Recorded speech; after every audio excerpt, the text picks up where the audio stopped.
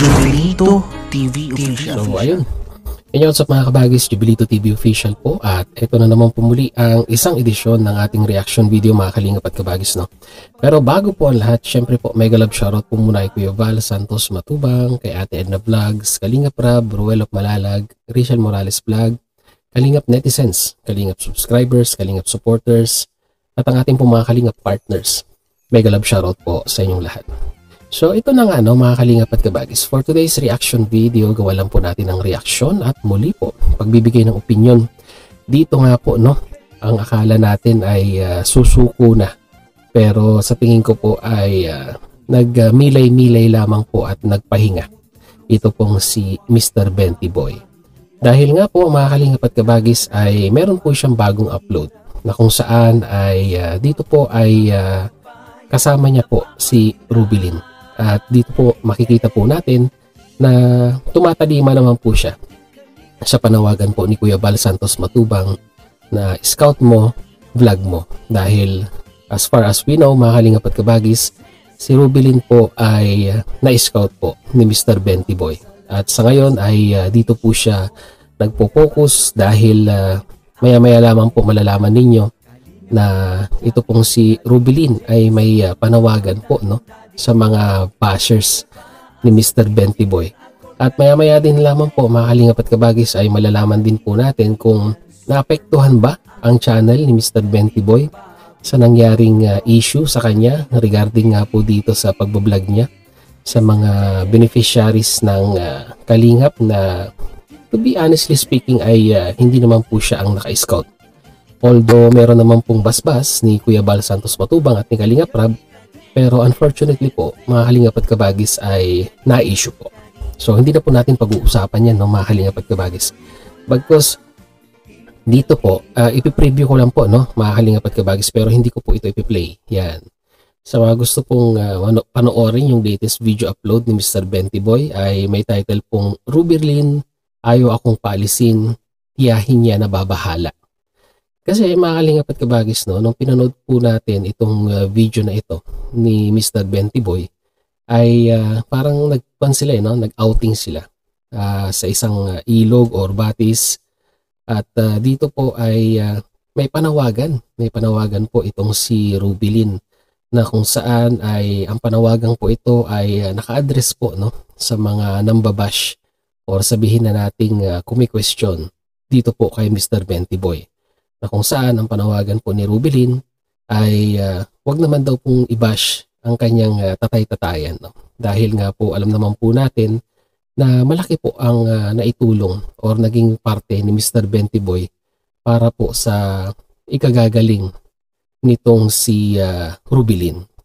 At base nga po dito sa video ito ay may kinuwento nga po si tita na kung saan ay may napansin siya nitong mga nakaraang araw, lalong-lalo na nung ikinikwento ni Mr. Benty Boy yung regarding sa mga plano niya sa kanyang pagbablog, at parang dito po ay nalungkot at muli na naman pong nag-isip ito pong si Rubilin, at may mga sinyalis po na kung saan ay parang bumabalik po siya dito po sa kanyang dating gawain nung siya po ay may alam nyo na yung kasagsagan ng kanyang karamdaman mga kalingap at kabagis So dito po naalarma po si Mr. Benty Boy, at syempre po tawag ng pangangailangan yan, at alam naman po natin na talagang naisapuso na po ni Mr. Benty Boy ang programa ng Kalingap, at hindi po siya nagdalawang isip na pasyalan muli si Rubilin, at hindi ko lang po sure kung ito po ay isa sa mga plano niya para ma-unwind or ma-relax ang pag-iisip ni Rubilin para i-comfort siya dito nga po sa kanyang pinagdadaanan, dahil nga po yung ganitong klase ng mga kondisyon or mental illness ay kailangan po talaga ay nababantayan at namomonitor. At dito po sa video na ito ay mayroon pong isinare si Mr. Benty Boy na na-record ni tita, na kung saan ito pong si Rubilin ay yung nagsusulat na naman siya. Alam niyo po kung maalala po ninyo sa mga recent or sa mga lumang video upload po, di lamang po ni Mr. Benty Boy at ni Kalingap Rab, ay gawain na po ito ni Rubilin nung hindi pa siya magaling, yung pagsusulat ng mga bagay-bagay na sa normal na tao ay hindi mo po maiintindihan.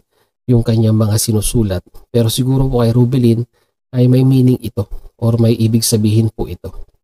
So, nakakakuan po, nakakaalarma po, no, mga kalingap at kabagis, yung ganitong kondisyon. Si Rubelin ay napaka-fragile po, na kung saan anytime po, no, na magkaroon po siya ng sabihin na nating breakdown or sinumpong na naman po siya ng kanyang depression, ay mauuwi na naman po ito sa dating gawi. Kung may kukumpara po natin ito kay Bina noon, na labis niya pong iniisip yung kanilang kalagayan dahil po alam nyo naman sa hirap ng buhay ay muntik na naman po itong si Bina noon at mabuti na lamang po ay naagapan at nag-assign po si Kuya Bal na ito pong si Ritz Vlog ang titingin sa kanya. So ganun din po ang ginawa ni Mr. Bentiboy, no? Hindi naman po siya nagpabaya dito kay Rubelin at tuloy-tuloy pa rin po ang kanyang monitoring dito po sa isa sa mga nag-viral na content ni Kalingap Rab, no? At yun nga ang panawagan ni Rubelin, mga kalingap at kabagis, ay huwag pong i-bash. Huwag po nating i-bash si Mr. Bentiboy dahil tanging ang layunin niya lamang naman po ay makatulong sa mga beneficiaries, sa mga subject po. At ito nga po, nagpo-focus po siya ngayon dito po sa na-scout niya dahil po yun ang rules ngayon, scout mo, vlog mo. At ang inaagapan po dito ay yung pong bumalik siya sa dati niyang karamdaman. Kaya po mga kalingap at kabagis, no, panoorin nyo na lamang po ito sa kanyang YouTube channel dahil hindi pa po natin pwedeng gamitin kung ano man ang mga video clips na available as of now dahil po wala po pong 24 hours ang video ni Mr. Bentiboy, no. So pasok na tayo dito po sa katanungang nakaapekto po ba ang issue regarding kay Mr. Bentiboy sa kanyang channel. Dito po malalaman na po natin itong mga kalingap at kabagis, no. So pasyalan natin ang Social Blade at tignan po natin kung nakaapekto nga po ba talaga ang issue dito po kay Mr. Bentiboy. So as of now, si Mr. Bentiboy ay meron pong 481,000 subscribers. Ayan po. Ang total views ng kanyang channel ay umabot na po ng 72,541,907. Meron po siyang 614 na video upload. At ang total grade niya po sa Social Blade ay B. At ang country rank po ay wala po nakalagay kung ano pong ranking niya. At muli, kagaya ng sinabi natin, ang estimated monthly earnings tsaka yearly earnings ay hindi po to accurate. At dito po tayo magbabase sa baba. So, ayan po, no, mga kalingap at kabagis, no. From 478,000, mag-start po tayo doon. From 478,000 subscribers noong pong April 1 hanggang sa ngayon po ay meron po siyang 481 or turning 482 subscribers na po, no. 482,000 subscribers na po si Mr. Bentiboy. So on daily nag-average po siya ng plus 267 subscribers, new subscribers po, no. And in weekly average ay meron po siyang 1,860 na naidadagdag sa kanyang YouTube channel. So anong conclusion po natin dito, mga kalingap at kabagis? Lalo pa pong nakilala at lalo pa pong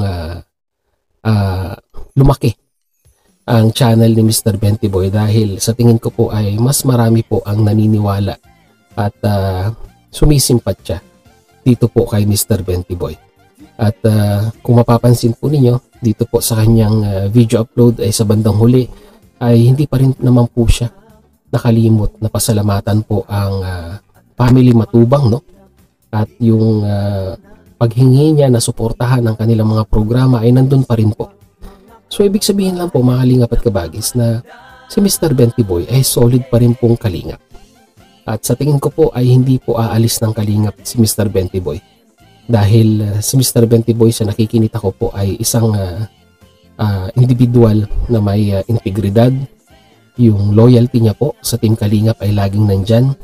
At hindi po siya bibitiw sa kanyang sabihin na nating panata or tungkulin bilang isang Kalingap partners na katuwang ng family Matubang sa paglingap po sa ating mga kababayang nasa laylayan po ng kahirapan.